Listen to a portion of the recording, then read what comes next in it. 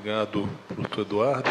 Então, em nome do Instituto Arrecife, convido agora para fazer uma fala o ilustre professor doutor Glauco Barreira, da Faculdade de Direito da Universidade Federal do Ceará, que vai agora... Obrigado, professor.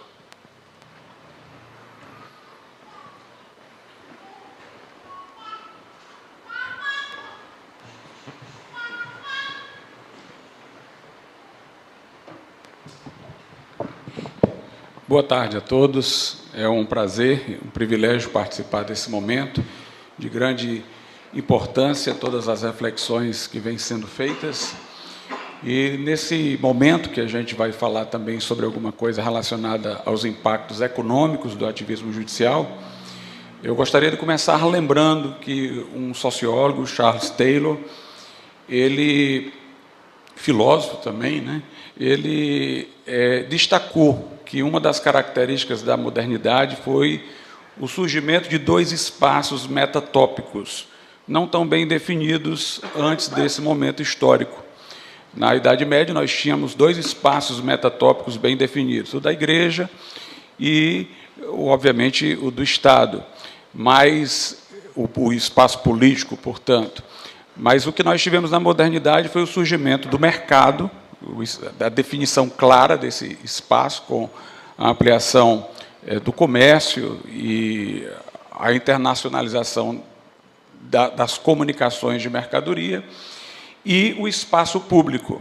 E é interessante que o mercado é o campo da liberdade econômica, e a esfera pública, para melhor aqui falar do outro, é o espaço das discussões, onde se forma a opinião pública e, portanto, da liberdade de expressão. Então, o grande destaque era para a liberdade econômica, vinculada ao espaço metatópico do mercado, e a liberdade de expressão vinculada à esfera pública. E, nesse momento, nós tivemos o surgimento do liberalismo como uma corrente filosófico-econômica. E o liberalismo desse momento não era o liberalismo ainda atomista do nosso tempo, né, defendido por aqueles que muitas vezes se intitulam de libertários. Não era aquele liberalismo que punha os indivíduos isolados, mas reconhecia ainda em muito a importância da subsidiariedade e dos corpos intermediários. Montesquieu, por exemplo, que é um filósofo moderno, ele falou da importância dos corpos intermediários, assim como John Locke, na sua carta sobre a tolerância, e Tocqueville falaram da importância das associações. E, portanto, o indivíduo não estaria naquela posição frágil diante do Estado, embora reivindicando direitos, mas sem a solidariedade de um grupo. Para o Estado chegar até o indivíduo, ele tinha que passar por esses corpos intermediários que iam freando, né, a sua invasão de poder. E, portanto, se mostravam muito importantes esses corpos, representavam o que Montesquieu chamava de separação vertical de poderes, já que a separação horizontal seria aquela dentro do próprio ente estatal, em executivo, legislativo e judiciário. Pois bem, nesse momento surge a ideia de Estado de Direito moderna. A ideia de Estado de Direito ela era importante a todo esse momento histórico e a todas essas reivindicações de liberdade, porque a ideia era frear o poder pela lei, de maneira que se estabelecesse constituições que pudessem assegurar os direitos naturais, pré-estatais e pré-políticos, e de maneira que se pudesse estabelecer o império da lei, para que ninguém fosse obrigado a fazer ou deixar de fazer, senão em virtude de lei. Ao lado da Declaração dos Direitos, do império da lei, nós tínhamos também a separação de poderes como outro corolário do Estado de Direito. Pois bem, esse Estado de Direito era, teoricamente, um Estado onde as liberdades deveriam ser mantidas.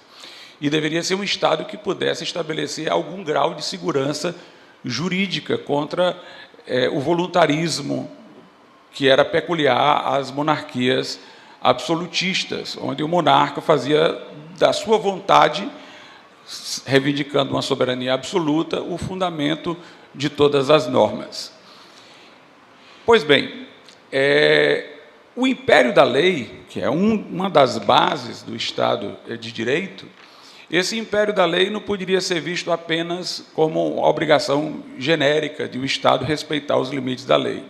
Implicava também em que a lei atendesse a determinados requisitos. Por exemplo, a lei deveria ser tanto quanto possível clara. Obviamente, nós não estamos mais iludidos com aquela visão da escola de exegese, de uma lei tão clara que a ela bastasse a interpretação gramatical, que seria uma interpretação unívoca, mas a técnica legislativa que deve orientar o legislador deve ser a de buscar, tanto quanto possível, clareza.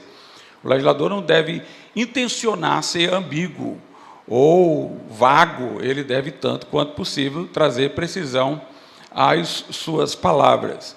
Então, a lei deveria ter a pretensão de clareza, a lei não poderia retroagir, pelo menos em regra, ela seria sempre prospectiva, a lei deveria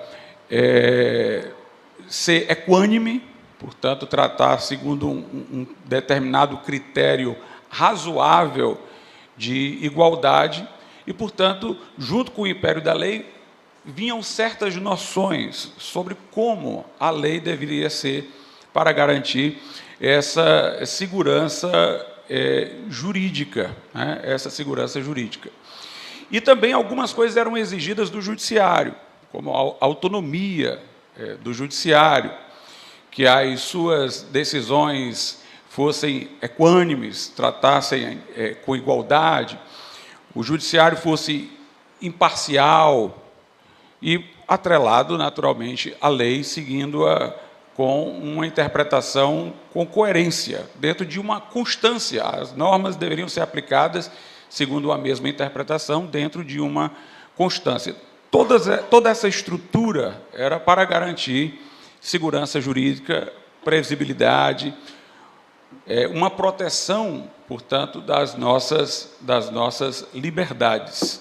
O Estado de Direito vinha com todo esse conjunto de informações. O Lon Fuller, por exemplo, ele chama essas exigências que eu mencionei do Estado de Direito de um direito natural formal, que é necessário para que se possa falar realmente no Estado de Direito, num direito que deve ser reconhecido e obedecido.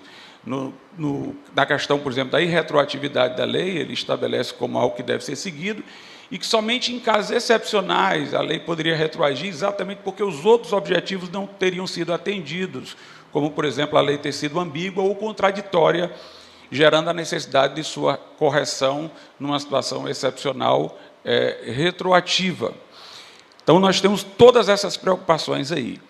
No campo do judiciário, nós temos hoje não sei quantas ameaças a esses valores ou esses princípios, né, do Estado de Direito. Por exemplo, nós falamos que o juiz deve ser imparcial, que essa é uma garantia do Estado de Direito. Alguns autores hoje têm costumeiramente escrito suas obras dizendo assim, bem, nós temos que diferenciar a imparcialidade do juiz da sua neutralidade. Ele não é neutro ideologicamente, ele tem uma postura, ele tem que ser, em relação às partes do processo, ele tem que ser imparcial, mas ele tem e não pode se desvencilhar de uma determinada orientação ideológica que ele abrace. E, portanto, se quer sustentar uma defesa da posição ideológica do juiz, ou seja, que o juiz não abandone a sua ideologia pessoal, mas que ele consiga fazer isso, conviver com a sua imparcialidade. Agora, eu pergunto, como é que um juiz pode ser imparcial se a ideologia dele distingue a sociedade entre opressores e oprimidos? Aí ele está julgando uma situação que tem alguém que ele categoriza como opressor e outro que ele categoriza como oprimido. Como é que o juiz aí vai poder manter uma posição de neutralidade? O Hayek, o economista, né, ele dizia que o juiz poderia ser pessoalmente socialista, mas ele não poderia ser enquanto juiz socialista, porque se é uma ideologia que vai dividir, e se as partes podem estar situadas nessas categorias que são relacionadas como a de opressor e de oprimido, se ele deixar que essa ideologia o oriente, ele vai ser parcial. Ainda mais porque as pessoas que são do grupo ideológico dele vão pressioná-lo ou vão achar a sua decisão extremamente esquisita se ele for orientado para o lado contrário, né, ao que se esperava. Nós, por outro lado, vemos que o juiz, dentro de uma visão do Estado de Direito, ele deve ser coerente, né? O juiz deve ser coerente. O Virgílio Afonso da Silva, uma vez, fez uma análise das decisões do STF, mostrando que o fundamento dessas decisões, ou a base teórica de fundamento dessas decisões, se amparava em teorias jurídicas antagônicas. E, portanto, não havia a coerência nas decisões, na medida em que, ora, estava a decisão baseada numa teoria, ora, estava numa outra teoria, sendo as duas mencionadas antagônicas. A constância nós também não estamos vendo. Nós já tivemos posições na nossa Suprema Corte diferentes em vários momentos sobre a prisão, por exemplo, em segunda instância. Então, nós não temos visto também a constância. As decisões não têm sido equânimes, que é outra exigência do Estado de Direito, porque parece que para alguns grupos o devido processo legal é respeitado, o garantismo é máximo, e para outros segmentos não existe a garantia do devido processo legal e não há as garantias processuais asseguradas, como devem ser. Então, nós temos essa situação que ameaça toda a estrutura do Estado de Direito. E, onde não há a segurança jurídica, essa estrutura, também não há interesse dos empreendedores. É um risco, ninguém sabe o que é que aquilo ali vai dar. Já foi dito por um ministro do STF que quem confiou em coisa julgada, em matéria tributária, confiou fazendo uma aposta, porque o Supremo poderia decidir considerando a lei ou a posição constitucional sobre a lei que embasou a decisão em que foi estabelecida a coisa julgada como sendo inconstitucional ou constitucional de outra maneira, portanto, diferente daquela que deu ocasião à coisa julgada. Então, não há a atração econômica para uma situação que não tem estabilidade. Nós vemos, por exemplo, que houve uma decisão que pessoas que são familiares de ministros ou que são parentes e trabalham em determinado escritório de advocacia que tem ação no STF, aquele ministro não está na condição de impedido ou de suspeito. Portanto, isso aí vai alterar um equilíbrio econômico. Muitas pessoas, empresários, vão procurar esses escritórios porque vão ter a expectativa de certa influência, enquanto não vão procurar outros escritórios de advocacia. Então, você perturba toda a situação de concorrência do ponto de vista econômico, no campo da advocacia, no campo das empresas, e hoje nós temos uma situação que eu considero a mais grave de todas.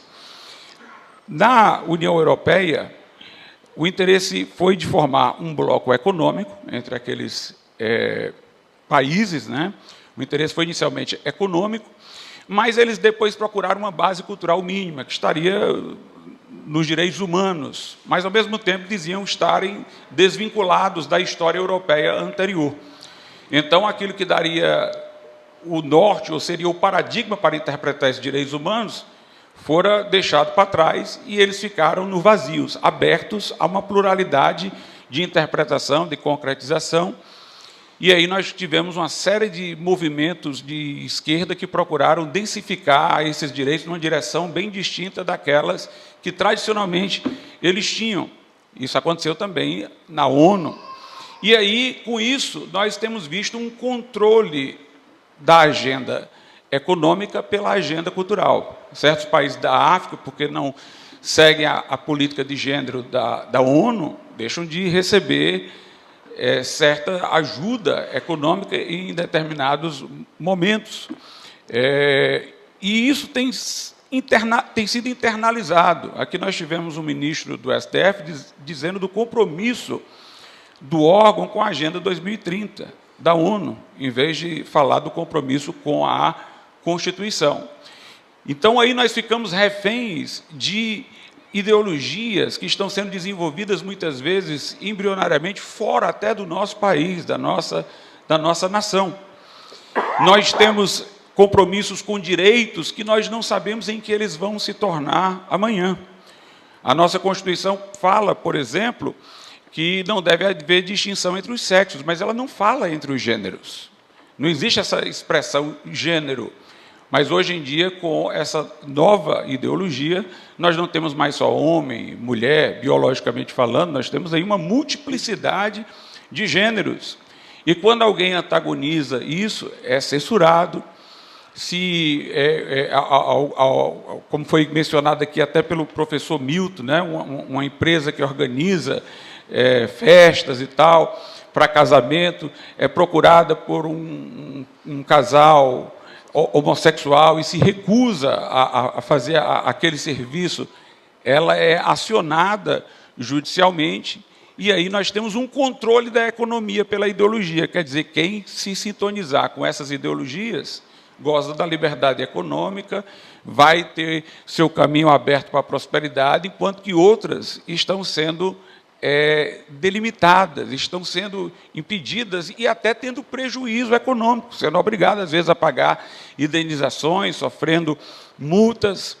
Quando houve a decisão que favoreceu a união civil entre pessoas do mesmo sexo, um dos ministros disse que aquilo ali não prejudicaria a liberdade religiosa. E de lá para cá, nós temos visto colégios confessionais, escolas confessionais, nós temos visto ministros religiosos sendo censurados quando mostram a posição que eles têm do ponto de vista da sua fé sobre esses assuntos e sofrendo represálias através de sanções econômicas na forma de indenização. Então, nós estamos vendo exatamente como a agenda cultural está interferindo na economia e está fazendo uma coerção para que as pessoas pensem da mesma forma. Para terminar, eu só lembro uma passagem lá do livro 1984, que o personagem principal do livro está sendo torturado, e aí pede para ele dizer que 2 mais 2 são 5. E ele diz que são 5 porque ele não aguenta mais ser torturado. Aí o torturador diz, não, mas isso não é o bastante, porque você está dizendo, porque você foi torturado. Nós queremos que você passe a dizer por convicção própria. Então, o processo vai continuar. Aí o homem continuava lá sob a lavagem cerebral até que ele pudesse dizer aquilo ali convictamente. Então, o que a gente vê hoje é essa tentativa de nos calar, censurar, dificultar a fala, colocar-nos sob ameaça de sanções, de termos que pagar indenização para ver se dessa tentativa a longo prazo, um dia a gente internaliza essas ideologias. Mas nada disso é o caminho da liberdade. Esse é o caminho da coação, é o caminho da coerção. E aproveito o momento também para falar desse meu livro aqui, que eu escrevi, Constitucionalismo Equilibrado, a armadura da liberdade contra a juristocracia. Trouxe alguns exemplares, se alguém interessar, eu os tenho. Muito obrigado.